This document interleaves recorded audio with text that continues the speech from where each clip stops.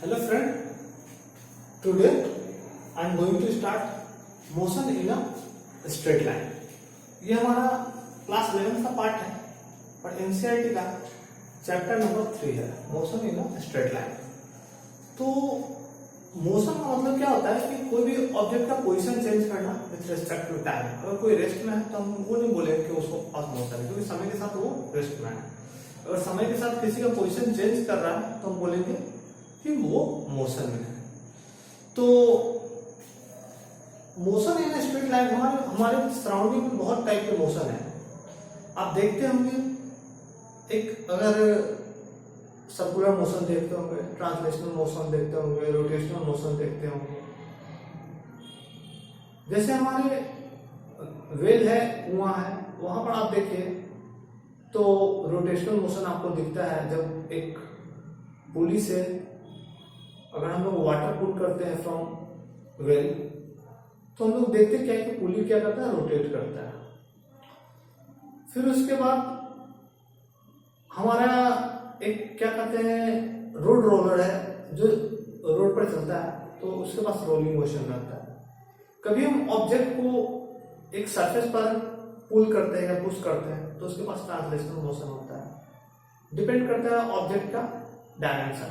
अगर वो cuboid type का है तो ट्रांसलेशनल, अगर वो स्फीयर टाइप का होगा तो उसके पास रोटेशनल मोशन होगा।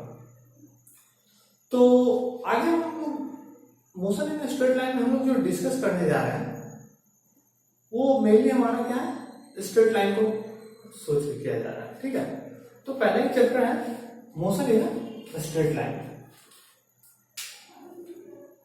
तो motion in a straight line, सबसे पहले मोशन इन स्ट्रेट लाइन में ये मोशन क्या होता है, व्हाट इज दिस मोशन, तो हम लोग लिख देते हैं change of position, change of position, change of position with respect to time। किसका change, change of position of an object लिख सकते हैं, change in position of an object, of an object with respect to time. तो अब ये देखिए position आ गया, एक नया टर्म आपके सामने। तो पोजीशन को हम लोग कैसे डिफाइन करते हैं, पोजीशन को डिफाइन करेंगे, आगे हम लोग पढ़ेंगे, धीरे धीरे आगे बढ़ते हैं। तो पोजीशन को डिफाइन करेंगे, जनरली हम लोग कोऑर्डिनेट सिस्टम से डिफाइन करते हैं। पोजीशन को किससे डिफाइन करते हैं, किससे डिफाइन करते हैं, कोऑर्डिनेट सिस्टम से। जैसे मैं यहाँ कोऑर्डिनेट सिस्टम आपको दिखा रहा हूं, एक्स कोऑर्डिनेट, ये हमारा y कोऑर्डिनेट, ये हमारा z कोऑर्डिनेट। तो x, y and z are mutually perpendicular to each other. x perpendicular to y, y perpendicular to x, same ही बात है। z perpendicular to y, y perpendicular to z, z perpendicular to x, x perpendicular to z, same बात। ठीक है, तो हमारे जितने भी कोऑर्डिनेट सिस्टम है वो एक दूसरे को परपेंडिकुलर होंगे। तो परपेंडिकुलर होंगे तो क्या करेंगे, वही पॉइंट से पार्ट, उनके एक्सिस जो है, X axis, Y axis, Z axis, ये जो है एक पॉइंट पर इंटरसेक्ट करेंगे। दैट पॉइंट को हम लोग बोलते हैं ऑरिजिन। क्या बोलते हैं, ऑरिजिन। ऑरिजिन बोलिए या रेफरेंस पॉइंट बोलिए। ठीक है, तो ऑरिजिन और reference point it is nothing but it is the intersection of X coordinate, Y coordinate, Z coordinate. ठीक है, X axis, Y axis, Z axis का जो इंटरसेक्शन पॉइंट है दैट इज कॉल्ड ऑरिजिन या रेफरेंस पॉइंट। तो position को define करते हैं एक्स कोऑर्डिनेट सिस्टम से। Coordinate system X coordinate, Y coordinate, Z coordinate. ठीक है, अब बात करते हैं, आगे बढ़ते हैं कि मोशन जो है, पहले एक इतना नोट डाउन कर लीजिए, इतना पहले नोट डाउन कर लीजिए।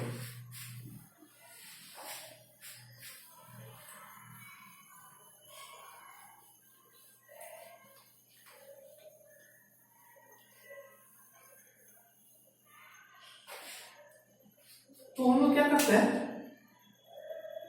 Motion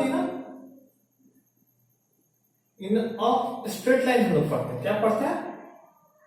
motion in a straight line path, straight line is called rectilinear motion,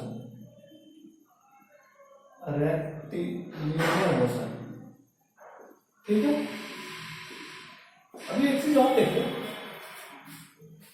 अब मोशन के बारे में पढ़ रहे हैं, तो हमने बोला क्या कि पोजीशन चेंज करेगा, change in position, change in position of an object with respect to time. तो पोजीशन चेंज कर सकते हैं, कैसे पोजीशन चेंज करेगा? जैसे हम लोग पोजीशन हमारा एक्स भी चेंज कर सकता है, एक्स चेंज कर सकता है, वाई चेंज कर सकता है। एक तो यहां पर लिख लीजिए, एक्स भी चेंज हो सकता है, वाई चेंज,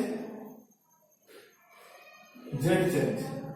ठीक है, या दूसरा एक्स वाई दो चेंज हो सकते हैं,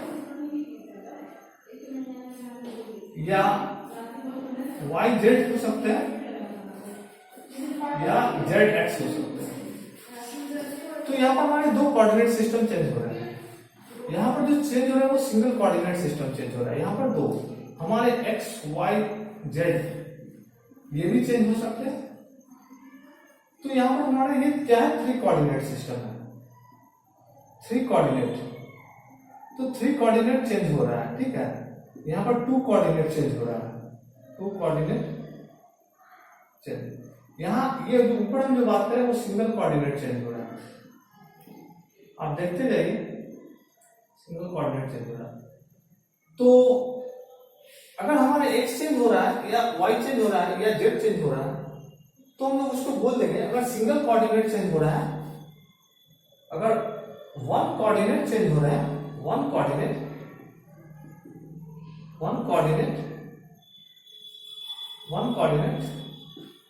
चेंजेस,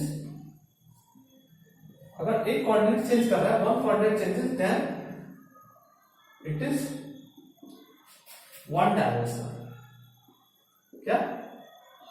वन डायमेंशनल। अगर हमारे टू कोऑर्डिनेट चेंज हो रहा है, आपको समझ में आ रहा होगा, वहां पर देख लीजिए, कोऑर्डिनेट अगर चेंज हो रहा है, two coordinate changes, then it is two dimensional. Two dimensional what? Motion. One dimensional motion मतलब कि एक्स में जा रहा है तो एक्स में ही जा रहा है, वाई में जा रहा है तो वाई में ही जा रहा है, जेड में जा रहा है तो जेड में ही जा रहा है। लेकिन टू डायमेंशनल में क्या होगा कि कोई ऑब्जेक्ट है, जैसे अभी बताते हैं, थोड़ा सा आगे बढ़ते हैं। तो two coordinate changes, then it is two dimensional. जैसे टू डायमेंशनल में देखिए, यहां पर क्या होगा, ये हमारा एक्स एक्सिस है, मान लीजिए ये वाई एक्सिस है। ठीक है, तो कोई ऑब्जेक्ट का मोशन इस प्लेन में हो रहा है। ठीक है, तो यहां पर क्या हो रहा है, समय के साथ जो है ये ऑब्जेक्ट का दो कोऑर्डिनेट चेंज कर रहा है, एक्स कोऑर्डिनेट, वाई कोऑर्डिनेट। ये भी हो सकता है कि ये ऑब्जेक्ट वाई जेड में हो, मान लीजिए वाई कोऑर्डिनेट, जेड कोऑर्डिनेट। ठीक है, इसमें यहां पर चेंज ये भी हो सकता है, ये हमारा ये भी हो सकता है जेड हो और एक्स हो, जेड एक्स प्लेन भी हो सकते हैं, जेड वाई प्लेन भी हो सकता है, एक्स वाई प्लेन भी हो सकता है। क्योंकि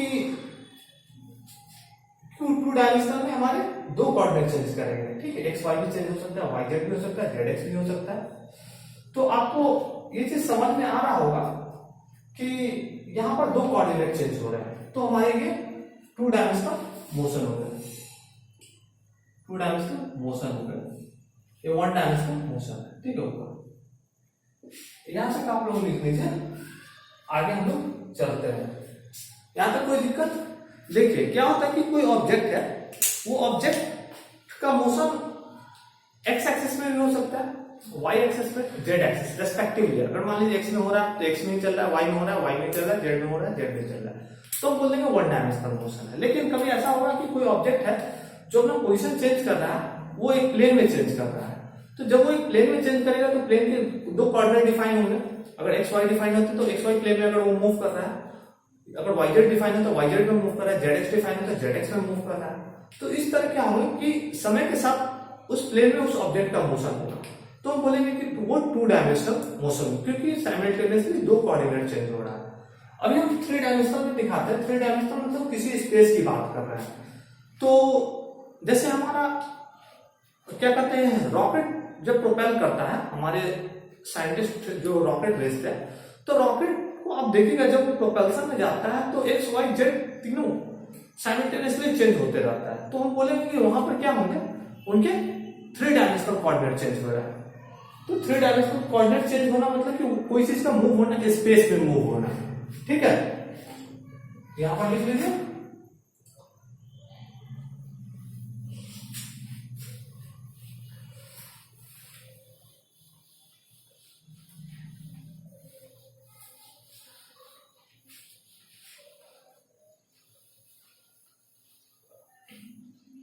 यहां पर एक तीसरा पॉइंट है कि 3 कोऑर्डिनेट चेंजेस, 3 कोऑर्डिनेट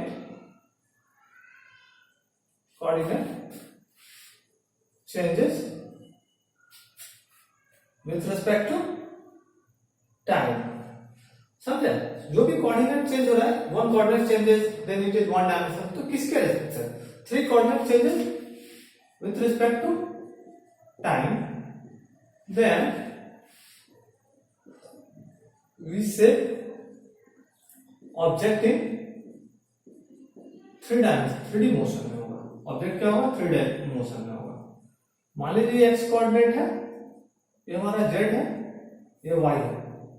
ठीक है, कोई ऑब्जेक्ट जो स्पेस में है, मान लीजिए इस तरह का कोई ऑब्जेक्ट है जो कि स्पेस में है। जैसे में अगर आप अच्छे से देखना चाहते हैं तो ये देखिए, इस तरह का डायग्राम से आपको ज्यादा अच्छा क्लियर होगा। ठीक है, ये हमारा मान लीजिए एक्स एक्सिस है, ये हमारा वाई एक्सिस है, ये हमारा जेड एक्सिस है। मान लीजिए ये पॉइंट है जो सेंटर में इस क्यूब के मान लीजिए बीच में कोई ऐसा पॉइंट, तो हम बोलेंगे कि ये ऑब्जेक्ट जो है, ऑब्जेक्ट का पोजीशन जो है वो 3 कोऑर्डिनेट से चेंज कर रहा है। तो हम लोग बोलेंगे क्या, ये 3D मोशन में। ठीक है, the motion is changes with respect to time. तो हम लोग बोलेंगे ये हमारा 3D मोशन है। ठीक है, हम लोग आगे बढ़ते हैं। अच्छा, जब हम लोग मोशन करते हैं कोई ऑब्जेक्ट को, हम लोग जो पढ़ रहे हैं, इसमें हमारे जो मेनली फोकस रहेगा वो स्ट्रेट लाइन पर रहेगा। ठीक है, हम लोग जो पढ़ रहे हैं, क्योंकि हम लोग पढ़ रहे हैं मोशन इन स्ट्रेट लाइन। ठीक है, तो आइदर वो एक्स एक्सिस चेंज कर रहा हो, या वाई एक्सिस चेंज कर रहा हो, या जेड एक्सिस चेंज कर रहा हो। ठीक है, तो अब हम ऐसी बात करते हैं, ऑब्जेक्ट जो है कंसीडर, कुछ है, consider object as a point. ठीक है, तो ऑब्जेक्ट को हम लोग किसके जैसा ट्रीट करते हैं? Consider object as a point, because size of object is much smaller than distance traveled। तो ये हो गया क्या हमारा, हम लोग क्या करते हैं, हम जब एरो मार के लिखते हैं तो समझिए कि वो बहुत इंपॉर्टेंट पॉइंट है। Consider object as a point because size of object is much smaller than the distance travelled. मान लीजिए कोई ऑब्जेक्ट है, ठीक है, ये ऑब्जेक्ट है, ये क्या करता है, इस इधर ट्रैवल करता है। मान लीजिए इसने इतना दूर ट्रैवल किया, ठीक है, दिस मच डिस्टेंस ट्रैवल किया डी, और इसका साइज हम मान लेते हैं, ये साइज ऑफ ऑब्जेक्ट हमको इसको डायमीटर से आप रिप्रेजेंट कर रहे हैं।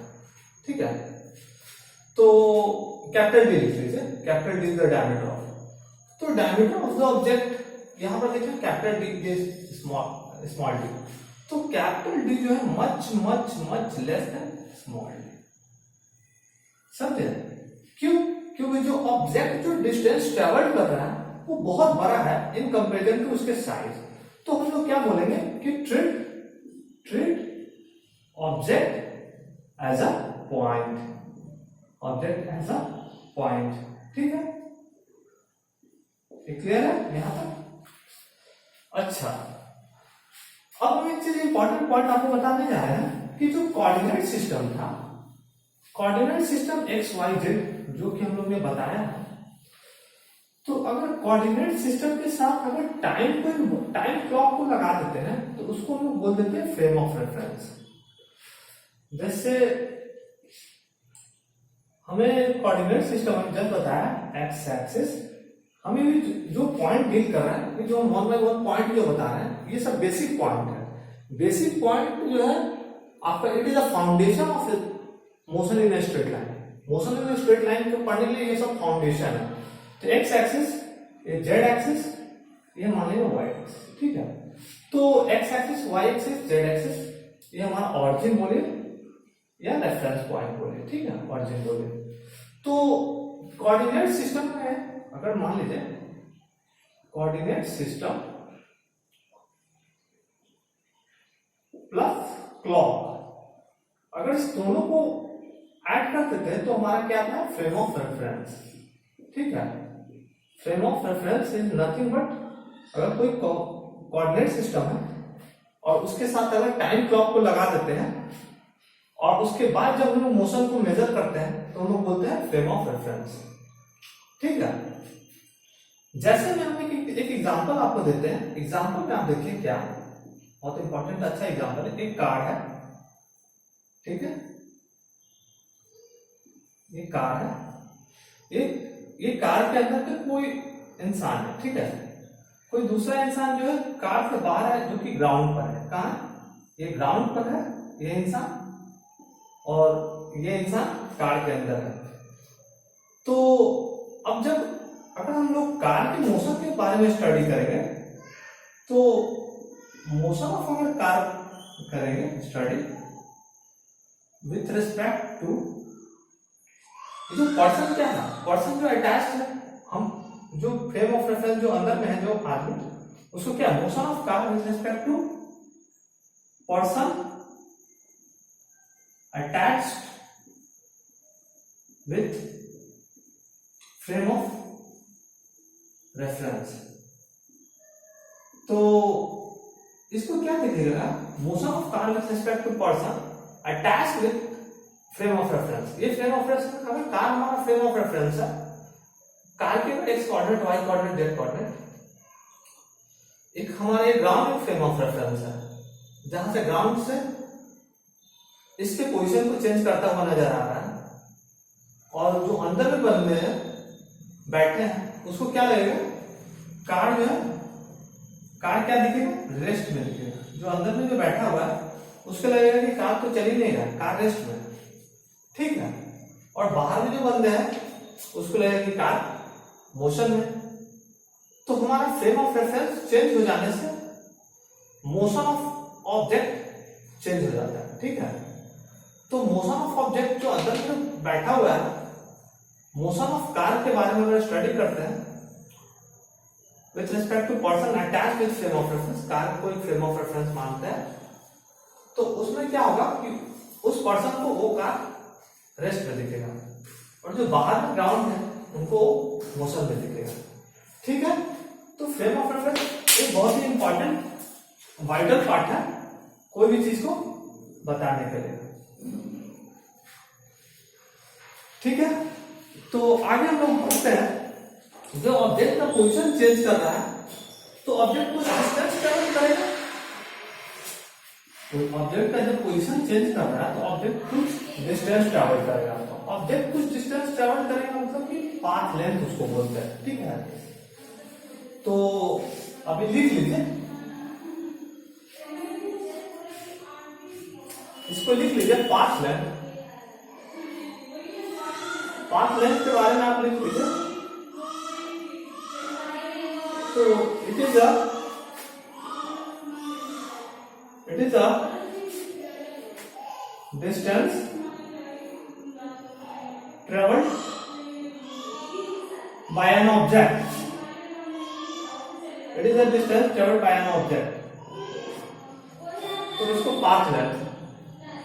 तो जैसे मान लीजिए कि एग्जांपल हम आपको दिखाते हैं, मान लीजिए इस तरह का कोई पाथ है, कोई ऑब्जेक्ट है, उसने इस पाथ पर ट्रैवल किया, ए बी है, ठीक है।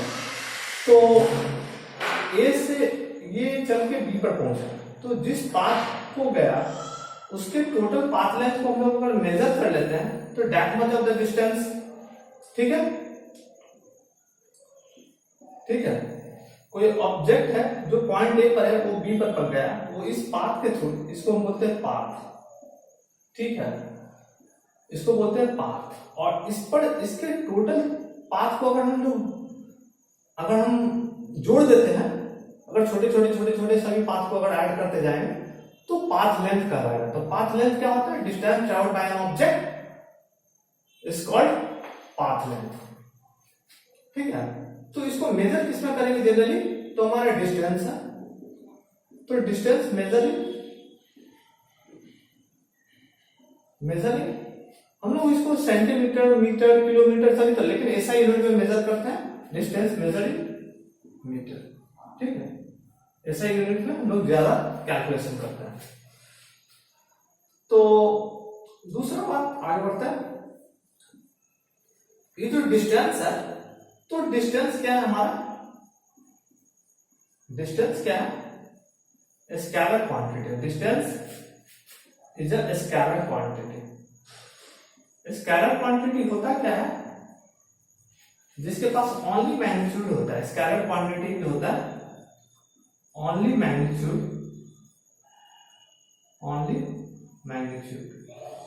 जिसके पास केवल परिमाण होता है, वो हमारा मैग्नीट्यूड कहलाता है।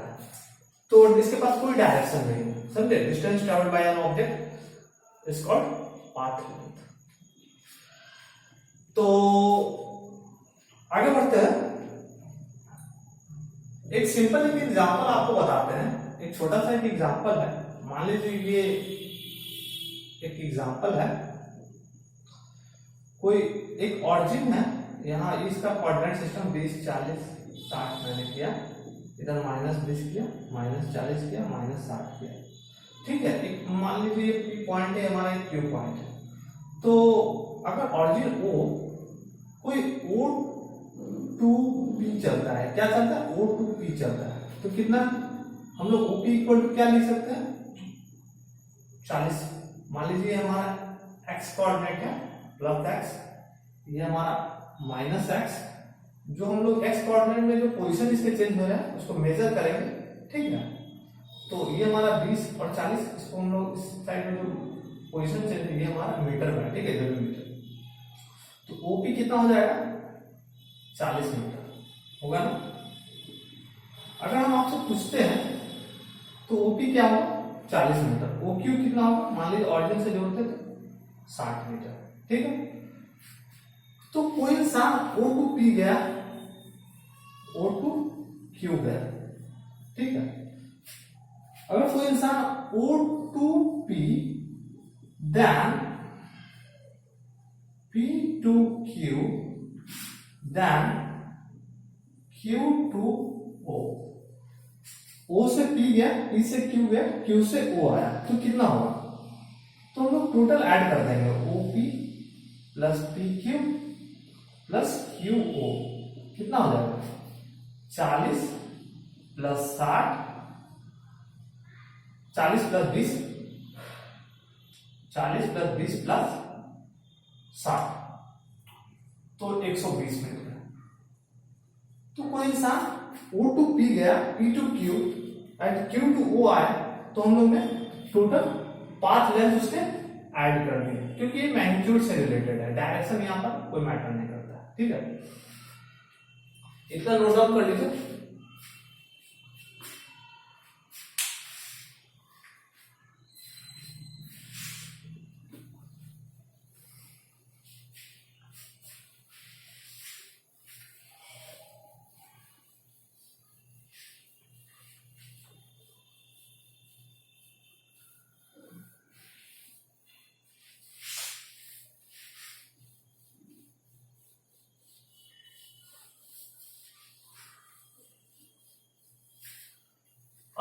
लोग जो जा रहे हैं,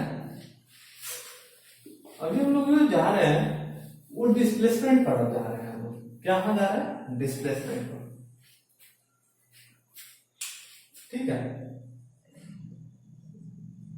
डिस्प्लेसमेंट। तो डिस्प्लेसमेंट क्या होता है? लिखिए, it is shortest path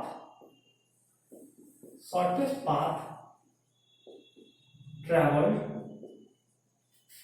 by an object। ठीक है, तो it is the shortest path travelled by an object.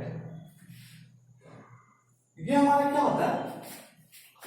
It is vector quantity. Vector quantity होता क्या है? वेक्टर क्वांटिटी मतलब जिसके पास बोथ मैग्नीट्यूड एंड डायरेक्शन हो, बोथ मैग्नीट्यूड एंड डायरेक्शन। ठीक है, डिस्प्लेसमेंट जो होता है इट इज पॉजिटिव, ये हमारा नेगेटिव भी हो सकता है और जीरो भी हो सकता है। ठीक है, डिस्प्लेसमेंट जो होता है पॉजिटिव भी हो सकता है, नेगेटिव भी हो सकता है, जीरो हो सकता है। इट इज मे और मे नॉट टू,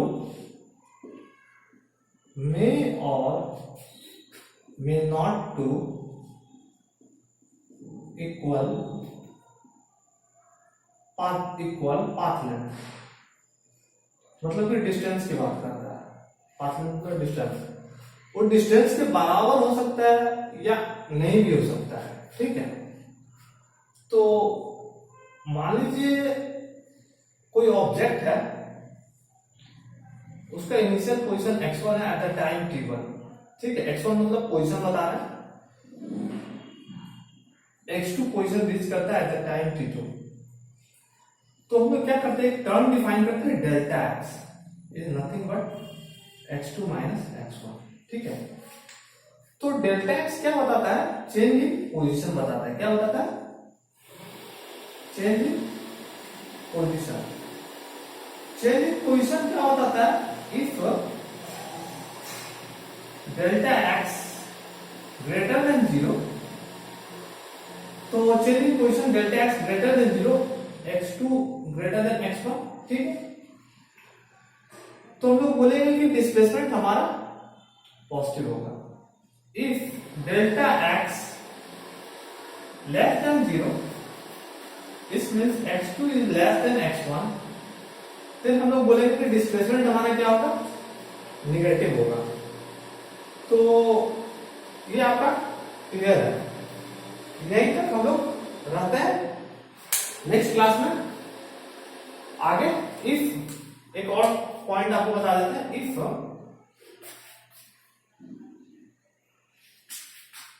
यहां पर लिख लीजिए, अगर हमारा यहां पर लिख लीजिए x2 अगर x1 अगर फाइनल और इनिशियल पॉइंट बराबर हो गए, then delta x equal to 0। इसमें हमें यहां पर बता देना है कि डिस्प्लेसमेंट मेरा पॉजिटिव भी हो सकता है, नेगेटिव भी हो सकता है और जीरो भी हो सकता है। ठीक है, इतने तक रहता है। नेक्स्ट क्लास में हम लोग आगे वेट करेंगे। ठीक है, थैंक यू।